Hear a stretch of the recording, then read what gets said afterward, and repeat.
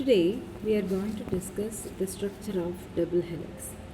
Before that, we will discuss the history. How was it discovered? So, dear children, the structure of double helix, the structure was proposed by Watson and Crick. First, in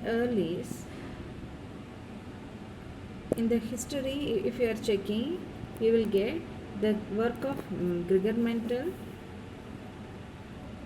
Then after that, the chromosome theory, like that it goes. And last it reached Hershey and Chase experiment.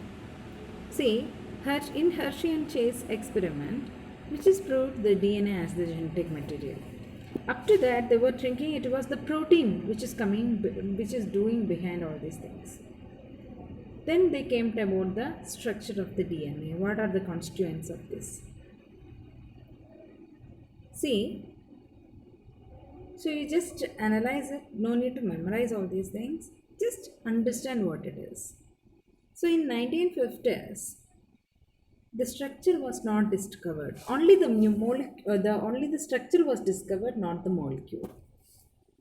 In 18th century itself, DNA was discovered, but all are thinking all the things are done by the proteins. But in the transformation experiment by the Griffith, it was notable work, and it find out that DNA is the thing that is acting before this. The structure of DNA was identified by the chemist Rosalind Franklin in 1950s. He isolated the DNA crystals and shot X-rays, and he obtained the fine image out of that. So the DNA crystals were kept under X-rays, and he got some views about that. And around this time only, Francis Crick and James Watson worked on it to find out the basic structure of DNA. They find out this basic structure, and they were awarded Nobel Prize with Maurice Wilkins. He was also doing research on the based on the same thing.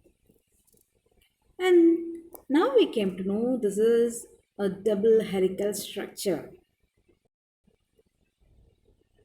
As I mentioned, with minor grooves and major grooves. So Franklin, Watson, and Crick. In a DNA, there are three basic things. They are sugar, nitrogen base, and phosphate group. The sugar is ribose sugar. And in that ribose, one hydroxy group is not there, so it is deoxyribose. And the second molecule is phosphate group, which will be binding to the ribose group, that is sugar phosphate backbone. Deoxyribose sugar joined with phosphate group, that is sugar phosphate backbone, and we have nitrogenase base also. Adenine and guanine, cytosine and thymine. So in that, these are the four nitrogenous base, and adenine, guanine are known as purines, and thymine and cytosine is known as pyrimidines. You can see here, adenine always pairs with thymine, cytosine always pairs with guanine. That is, one purine pairs with pyrimidine and another pyrimidine pairs only with purines. So adenine, thymine, guanine, cytosine. These are the nitrogenous bases which are involved in the base pairing. And they are base pairing with the help of hydrogen bonds. Adenine and thymine തമ്മിൽ 2 hydrogen bonds ആണുള്ളത്. Guanine cytosine തമ്മിൽ 3 hydrogen bonds ആണുള്ളത്. Okay, ഇനി നമുക്ക് structure discuss ചെയ്യാം. Ribose ഷുഗറും nitrogen ബേസും phosphate molecules, ഇത് മൂന്നും ചേർന്നതിനെയാണ് ന്യൂക്ലിയോടൈഡ് എന്ന് പറയുന്നത്. Once again,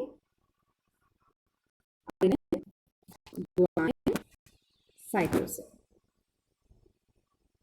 ഇത് മൂന്നും അടങ്ങിയിട്ടുള്ള സ്ട്രക്ചറിനെയാണ് ന്യൂക്ലിയോടൈഡ് എന്ന് പറയുന്നത്. അതായത് ഒരു ഡിയോക്സി റൈബോസ് ഷുഗർ, അതായത് റൈബോസ് ഷുഗറിൽ നിന്നും ഒരു ഹൈഡ്രോക്സിൽ ഗ്രൂപ്പ് ഒഴിവാക്കിയിട്ടുണ്ടെങ്കിൽ that is called as deoxyribose. This sugar plus nitrogenous base, ഞാൻ പറഞ്ഞു അഡിനിൻ, തൈമിൻ, സൈറ്റോസിൻ, ഗ്വാനിൻ തുടങ്ങിയിട്ടുള്ള nitrogenous base plus phosphate molecule, ഈ മൂന്നും ബോണ്ട് ചെയ്ത together it is known as nucleotide. Nucleotide. Next we are going to discuss what is nucleoside is. Nucleoside is deoxyribose sugar plus nitrogen base. Together we are calling it as nucleoside. Phosphate molecule illade deoxyribose sugarum nitrogenous baseum മാത്രം ഉണ്ടെങ്കിൽ അതിനെയാണ് nucleoside എന്ന് പറയും. So once again listen properly. What is a nucleotide? The combination of deoxyribose sugar plus nitrogenous base plus phosphate molecule. This is called as a nucleotide. Same way, a phosphate molecule is not there at that time, that is deoxyribose sugar and nitrogenous base. They are together known as nucleoside.